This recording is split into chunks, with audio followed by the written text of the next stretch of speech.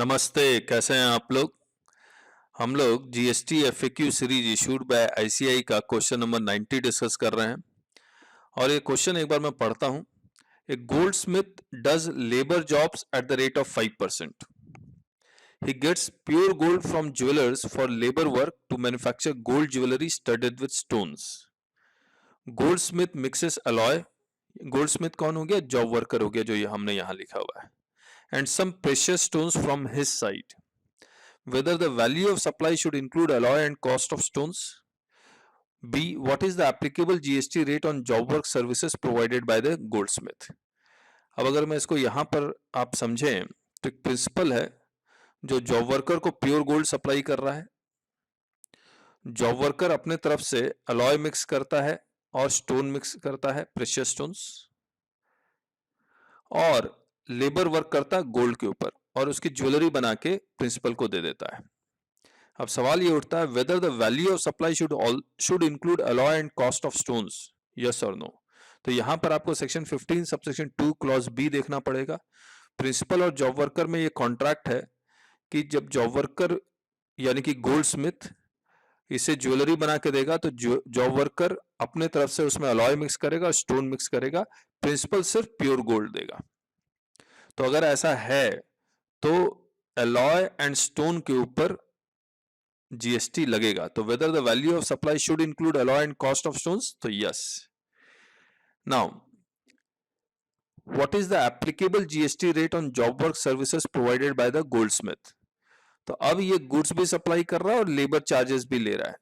तो जो अलॉय और प्रेशियस स्टोन्स के ऊपर रेट क्या लगेगा, लेबर चार्जेस पे रेट क्या लगेगा. तो सबसे पहले ये कोशिश करना पड़ेगा कि ये जानने के लिए क्या ये कंपोजिट सप्लाई है.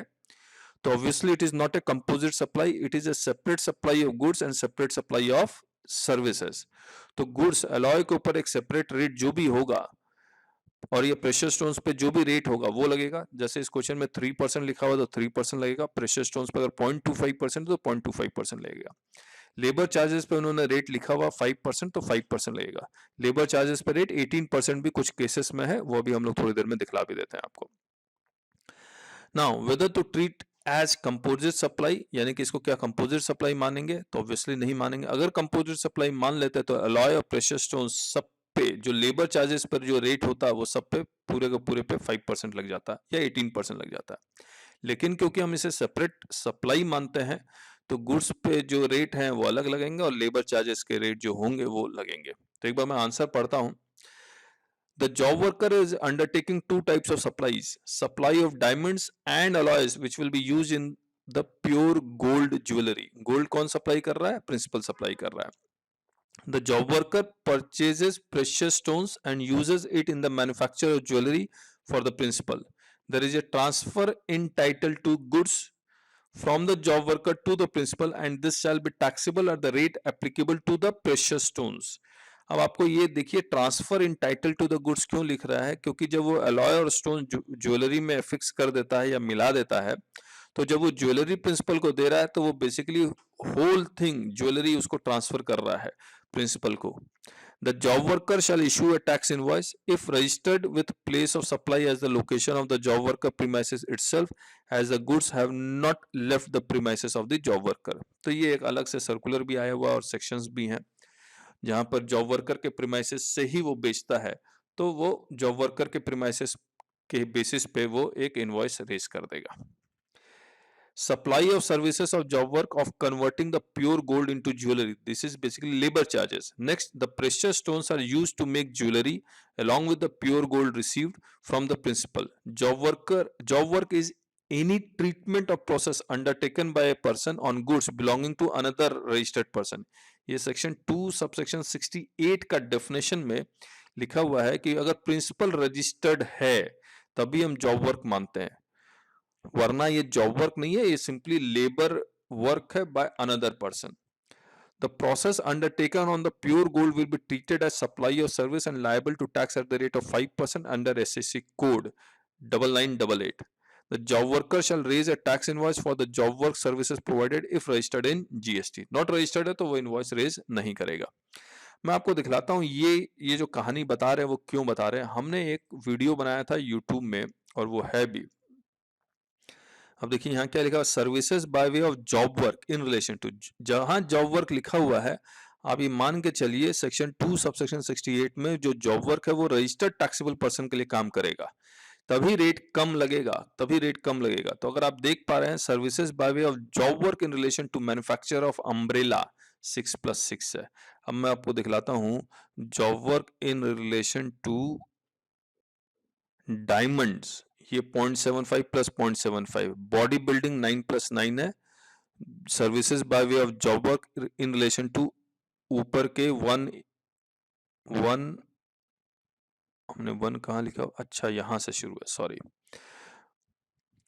तो services by way of job work in relation to printing of newspapers, textiles, all products other than diamonds falling under chapter 171 in the first schedule to the custom tariff Act 1975, और chapter 71 में लिखा हुआ natural और cultured pearls, precious और semi precious stones, precious metals में gold आ जाएगा।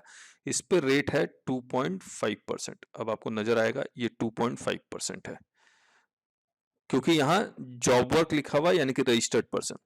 अब आप ये 1 है पूरा का पूरा, इसके बाद 1A 1B 1C ये सब देखिए जॉब वर्क लिखा हुआ है, लेकिन जैसे मैं आता हूं यहाँ पर 2A में आता हूं, सॉरी 2 में आता हूं, services by way of any treatment process on goods belonging to another person, यानी कि अनरजिस्टर्ड पर्सन का काम अगर जॉब वर्कर करता है तो रेट आप देखेंगे इन्होंने हाई कर दिया। देखिए कुछ को छोड़ के, जैसे प्रिंटिंग ऑफ न्यूज़पेपर्स वहां भी था रजिस्टर्ड, प्रिंटिंग ऑफ न्यूज़पेपर ये रहा, वहां भी 2.5 था और यहां भी है, बुक्स वगैरह वगैरह छोड़ के। लेकिन यहां पर देखिए कहीं ये प्रेशियस स्टोन्स के बारे में कुछ नहीं लिखा हुआ, तो ये अलग रेसिड्यूरी में चला जाएगा और 9+9 का रेट लगने लगेगा। तो इसका हमने अलग से एक वीडियो बनाया हुआ है यूट्यूब में, जिसको आप चेक कर सकते हैं।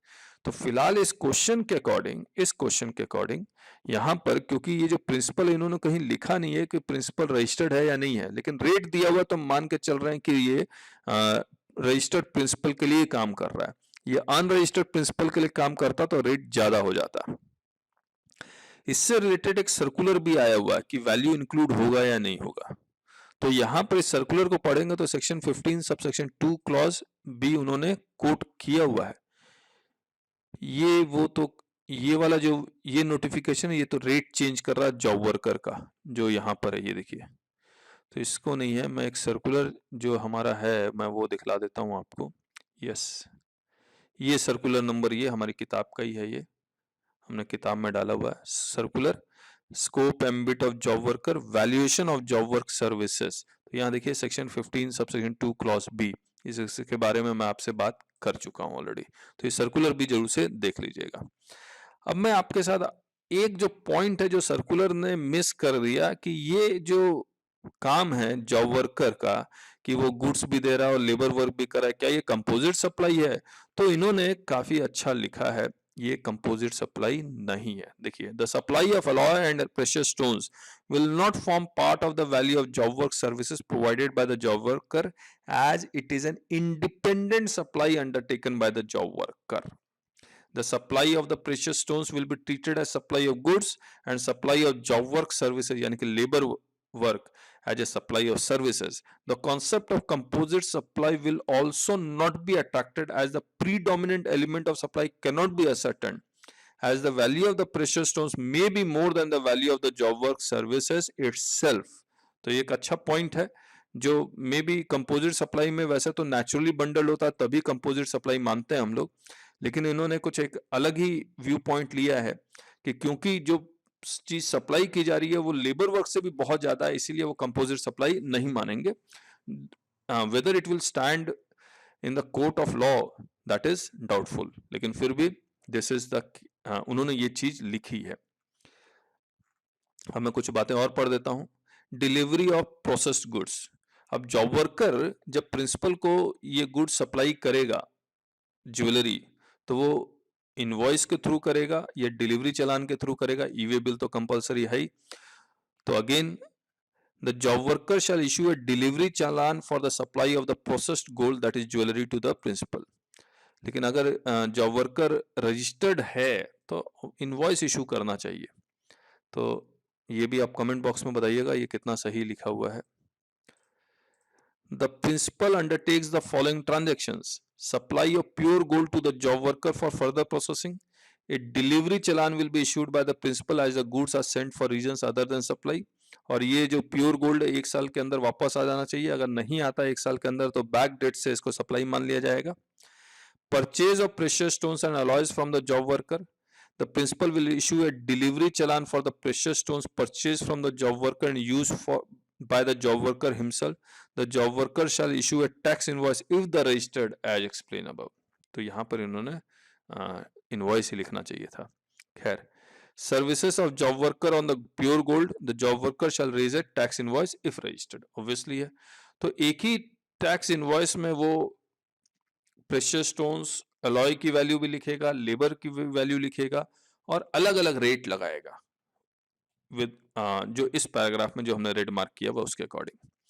और the GST rate applicable for the job work services will be 5% under SSC code as the job work is in relation to the gold which is covered under chapter 71 of the custom tariff act 1975।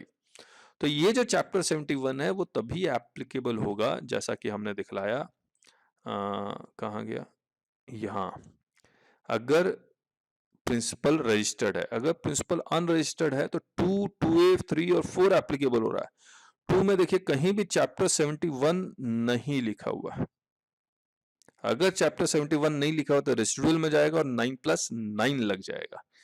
तो जितने भी jewellers हैं most probably they are all registered, और registered हैं तो अच्छी बात है, तब तो इसमें आएगा और 2.5 + 2.5 लगेगा। तो ये क्वेश्चन नंबर 90 कंप्लीट हो गया। अब हम लोग आते हैं क्वेश्चन नंबर 91 में। Can a supplier charge separately different GST rates in respect of the freight charges relating to a supply of goods and goods supplied in the same invoice. तो goods अगर मैं सप्लाई कर रहा हूँ और मुझे आपके प्लेस तक पहुंचाना है तो उसमें मैं ट्रांसपोर्टेशन और प्लस इंश्योरेंस भी चार्ज करता हूं। तो बेसिकली ये तो कई बार हेल्ड हो चुका है कि ये कंपोजिट सप्लाई है, नेचुरली बंडल्ड है, तो जो गुड्स का रेट है वही ट्रांसपोर्ट पे भी लग जाएगा। तो इन्होंने यहाँ पर कंपोजिट सप्लाई का डेफिनेशन लिखा हुआ और इसमें लिखा हुआ है they are naturally bundled. It is to be noted that when goods are packed and transported with insurance if any, the supply of goods, packing materials, transport insurance if any is a composite supply and supply of goods is treated as principal supply। तो food पे अगर rate 5% का है तो transportation के ऊपर भले rate 12% का हो या 18% का हो उस पर भी 5% ही लगेगा। Where transportation is provided along with the supply of goods, then transportation services are taxable at the same GST rate applicable to the goods involved.